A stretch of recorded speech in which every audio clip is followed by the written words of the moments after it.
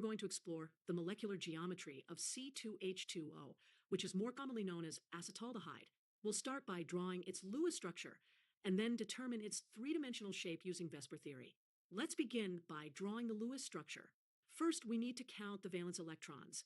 We have 2 carbon atoms, each with 4 valence electrons, 2 hydrogen atoms, each with 1 valence electron, and 1 oxygen atom with 6 valence electrons. That gives us a total of 16 valence electrons to work with. Now let's arrange the atoms. Carbon atoms are typically central, hydrogen atoms are terminal, and oxygen is usually connected to carbon. We'll draw single bonds between the carbons between carbon and hydrogen, and a double bond between carbon and oxygen. Now, let's apply Vesper theory to determine the geometry around each central atom. For the first carbon atom, we have 4 single bonds, 3 CH bonds, and 1 CC bond.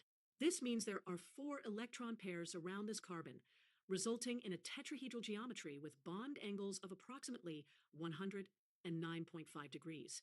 For the second carbon atom, we have 3 electron domains, 1 single bond with the other carbon, 1 single bond with hydrogen, and a double bond with oxygen. This results in sp2 hybridization and a trigonal planar geometry with bond angles of approximately 120 degrees. The overall structure of acetaldehyde is a combination of these 2 geometries. The CH3 part of the molecule, centered on the first carbon, is tetrahedral.